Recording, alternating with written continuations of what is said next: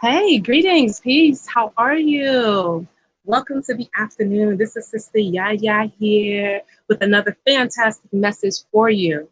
How y'all doing? Doing good? I'm doing well today. Listen, really quickly, I want to talk to you about 3 reasons to consider spiritual entrepreneurship. Now, you know, I've been talking about entrepreneurship for a while. I come from a family of entrepreneurs. And I have a background in business and corporate and on the personal side as well. So this is something that's very, very, very exciting for me. But 3 reasons why you should consider spiritual entrepreneurship. But first, let me say this. Spiritual entrepreneurship is different from regular entrepreneurship that you may be accustomed to. Spiritual entrepreneurship requires something a little different. Spiritual entrepreneurship is for those who have their spiritual gifts and talents and they want to bring it, or they're bringing it to the market, right? But as you know, what we do and who we are not separate. As we know, we are our business. So spiritual entrepreneurship incorporates how do we work with our spiritual energy, transmute that into something that we consider a business to share. But how does our business serve us? How do we create the lifestyle that serves us to our highest good? Because what's the point of being in business if you can't live the life that you want and do the things that you want to do, right? So spiritual entrepreneurship teaches us how to marry the two together so we can create the life that we really want. By the way, we do have a podcast coming up on July 20th at 8 p.m. Central Time, Spiritual Entrepreneurship, Sacred Journey into Abundance, where I'll be talking about Soul Tribe story, how we got started, where we are now, and where we're going.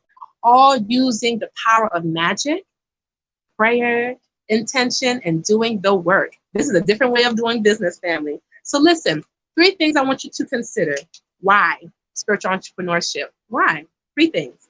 Number 1, you want to get your time back. As an entrepreneur, you get to get your time back. No, there's no one here telling you when to clock in, when to clock out, when to eat, when to pee, when to go blow your nose. No, you decide how your energy gets to flow. Sometimes in my work, I find that there is different days that work better for me to do certain work, and I like to honor that energy.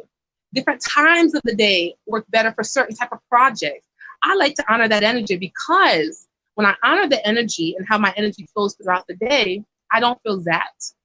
I don't feel tired. I don't feel frustrated. I don't feel dragged along. So spiritual entrepreneurship gives you your time back. You can do whatever you want when you want to do it. You choose your time. And as you know, your time and also your energy is a currency, right? So how you use your time, where you put your time, what you store your time into will come back to you. So if you have greater control of your time, the inner mind's eye as well, I didn't come up with that, the inner eye's mind, then you can relax into yourself, right? Then you can move the way you need to do that honors your energy. And when you honor your energy, you always win. So that's reason number 1, you get your time back. If you have children, you have a spouse, significant other, or anything that you want to enjoy doing, it's important that every day you get an opportunity to do that. Sometimes it can be challenging if you're working outside of a home and at a job to do that. Sometimes it can be, but it still can be done. But as a spiritual entrepreneur, that is priority, your time and how you want to use it. All right? So that's reason number 1. Reason number 2, unlimited income. Yes.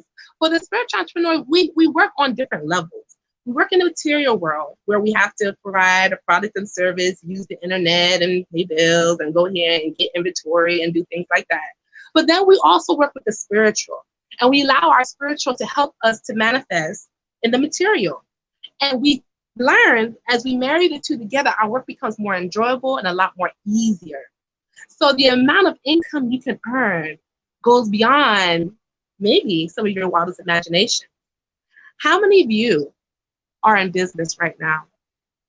How many of you have had breakthroughs in your businesses where you've gotten a large sum of money, or you've got a huge opportunity that really, really warmed your heart, right? That really, really allowed you to express yourself to maybe a larger audience, to do something greater, right? So the income is important because it allows you to have the mechanisms in place where you can go and do the things that you want to do with love, grace, and ease. You're not worrying about, oh, how am I going to pay for this? How am I going to get that? No, because we've already did the work. We've already put forth the intention. We've already done the rituals regarding the business. And so when you go to do that thing you go to do for your business, you already have the energy from the spiritual work you've done to move your project forward. This is how a lot of us become millionaires. People who are millionaires, they use a lot of spiritual principles. Do you know that? They use a lot. They don't become millionaires overnight. Now, you got some old money people out there. But those who are first generation, there are some principles you got to know. And a lot of them are spiritual that allow you to attain those millions of dollars that you're looking to get, because it doesn't just fall into your plate because you are a spiritual entrepreneur. There's work that has to be done behind it. There's intention. There's looking at your heart, checking your forgiveness, looking at your health, right? So number 2 is the unlimited potential of income. Income can come to you in a variety of different ways, through people, through experience, through a message, through being at the right place at the right time, through opportunities. When you are in this realm of manifesting, yes, it can come more easier to you with love, grace, and ease when you're practicing the principles of abundance. So we're going to talk about that during the podcast. Reason number 3. Spiritual entrepreneurship allows you to fulfill your purpose. Fulfill your purpose. Look, we're all been placed here on this earth for a reason. We all have a divine purpose. And that gift, that talent, that product, that invention is here to allow you to move forward and progress in this realm, right? And you know, when you're doing things that give you so much joy, you just feel better. Your mind is clearer, right? Your health is better. Spiritual entrepreneurship allows you to move with love, grace, and ease, doing the things that you love most. Because you are put here to do the things that give you joy. Now, there's no shame on anybody who's working a job, and this is not about working a job. It's not shaming that process. This is saying that there are other ways of working. There are other ways of being in alignment with who you are in your highest good. Earn an income that can support you and your family and things that you want to do, and help you to feel good by fulfilling your destiny.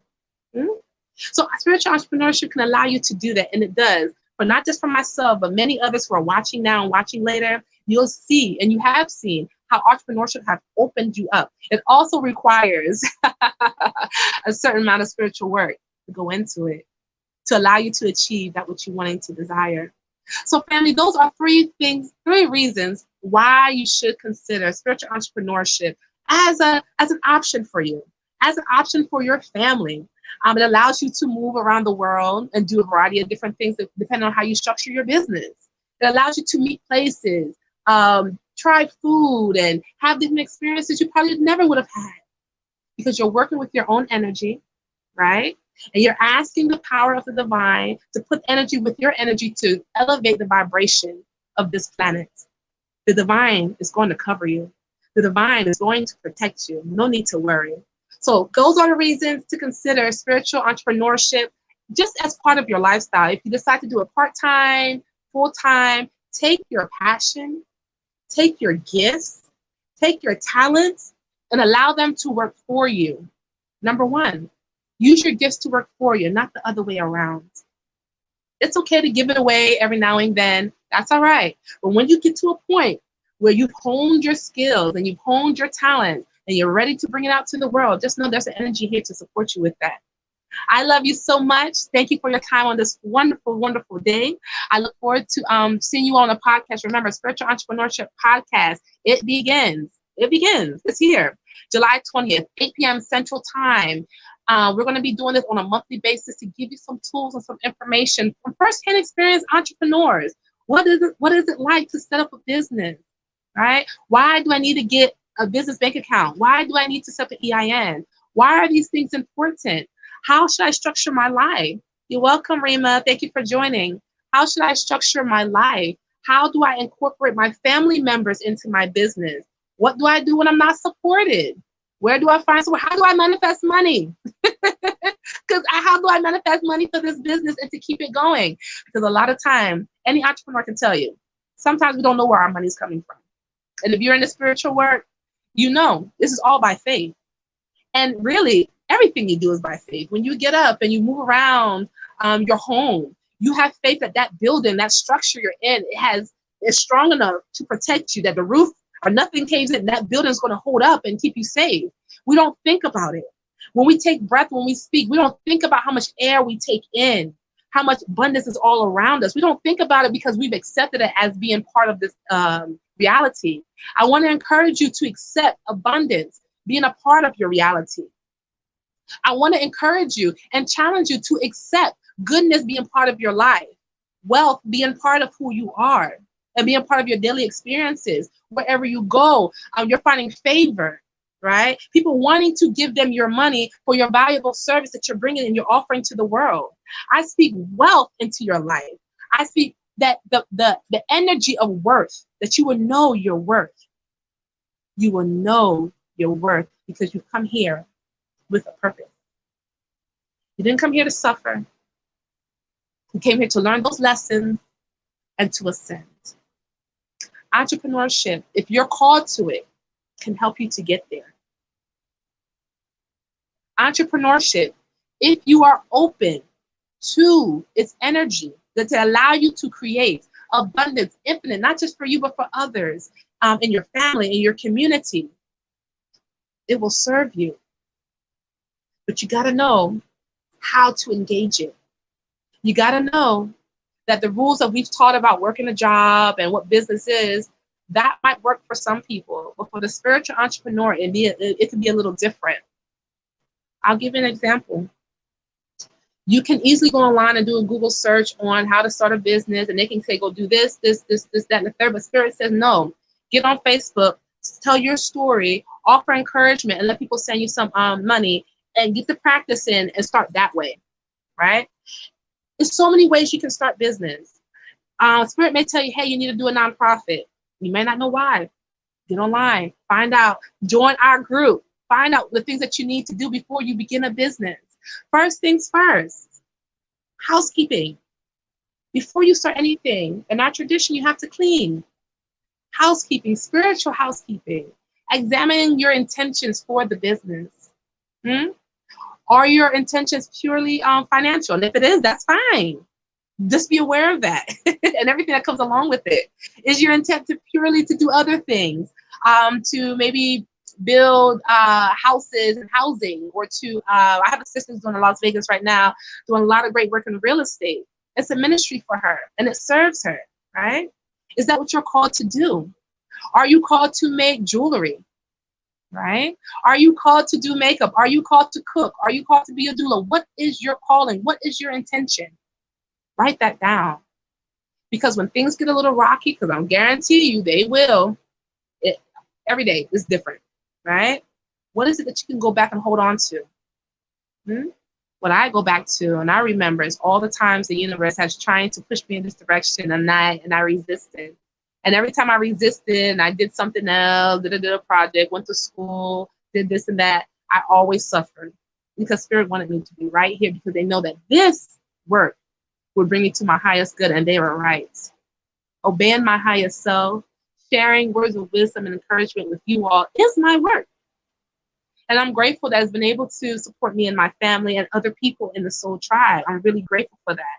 So when things get rocky and things are not going good, or I don't know where the next pot of money is coming from, because that happens, I remember all the testimonies that we received. I remember going back to my intention in my notebook, why I started Soul Tribe.